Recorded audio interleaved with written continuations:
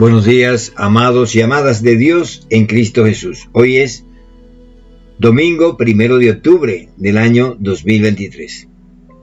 Hoy tenemos unas lecturas preciosísimas para el día de hoy. La primera lectura, que es del profeta Ezequiel, donde nos indica que quien obra mal no es Dios, sino que nosotros obramos mal. Porque muchas veces queremos echar la culpa a Dios de aquellas cosas que pasan. Porque hay pobreza en el mundo, porque hay guerra en el mundo, porque hay niños que sufren. ¿Es Dios el culpable o es la condición humana, la injusticia humana, la que provoca tantos sufrimientos y dolores? ¿Dónde está Dios? Donde ha estado siempre. ¿Ha obrado mal Dios? No. Ha obrado mal el hombre, y esa es la consecuencia. La causa de que nos ocurran muchos males es nuestro obrar equivocado. Como individuos, como naciones, como grupos humanos, Dios no es el culpable. Luego, el Salmo, que es el Salmo 24, precioso Salmo. Que el Señor nos recuerde que tu misericordia es eterna.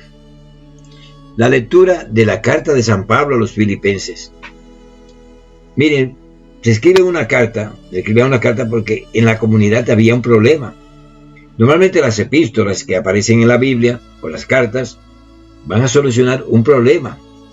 Usted tiene que, cuando la lee, dice, ¿cuál es el problema que hay aquí? Pablo está en la cárcel. Le escribe a la iglesia de Filipo, porque hay un problema en Filipo. ¿Cuál es? La falta de unidad.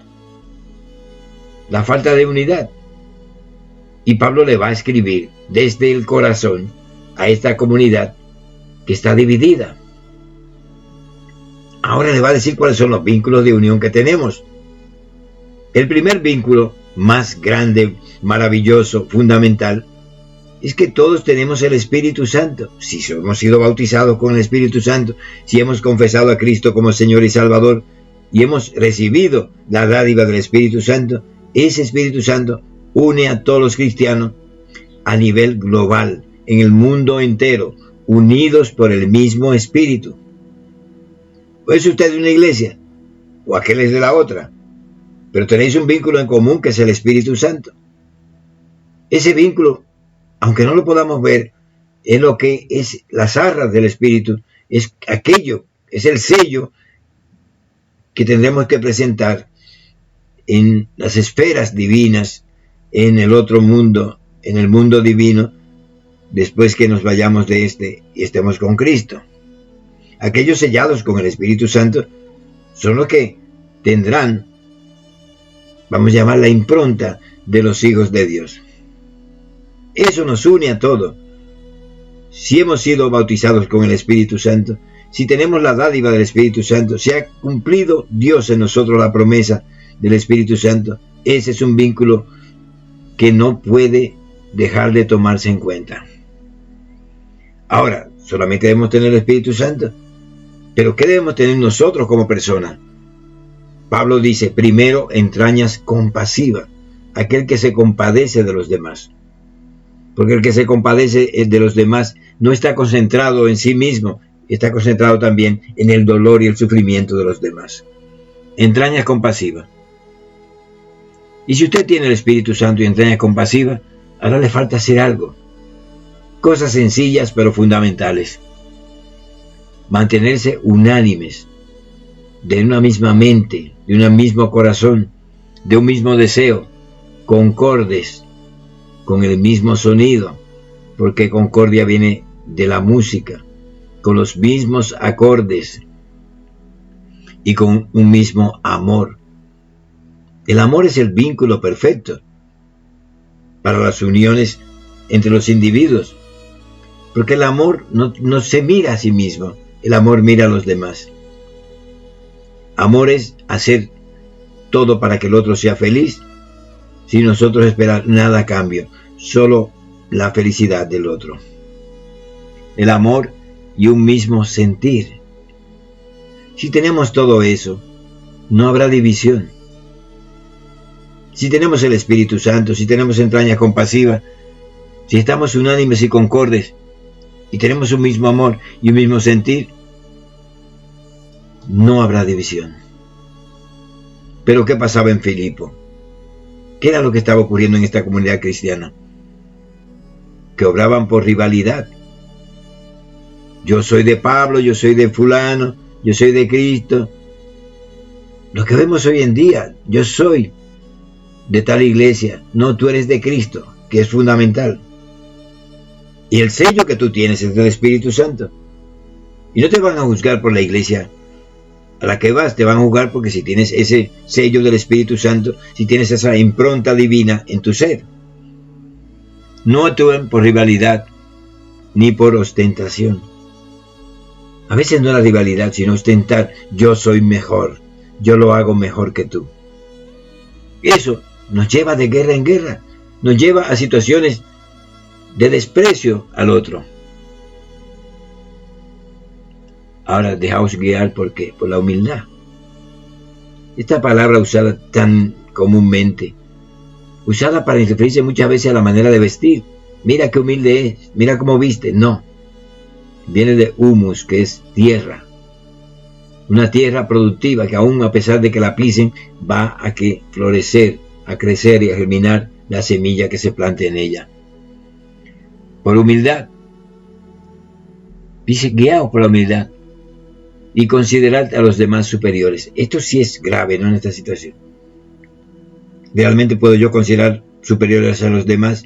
¿O mi orgullo, mi vanidad y mi ostentación me impiden ver lo grande que hay en los demás? Si yo pudiera ver siempre lo que hay en los demás como algo grandioso y colocarme yo como alguien que puede admirar la grandeza que hay en los demás, yo no voy a sufrir tanto, no voy a estar en situaciones de desventaja, sino de triunfo. Pero bueno, sigamos mirando. Si no buscad todo el interés de los demás, tened entre vosotros el mismo sentimiento, los mismos sentimientos de Cristo. Fíjense, ¿qué sentía Cristo? ¿Quién era Cristo?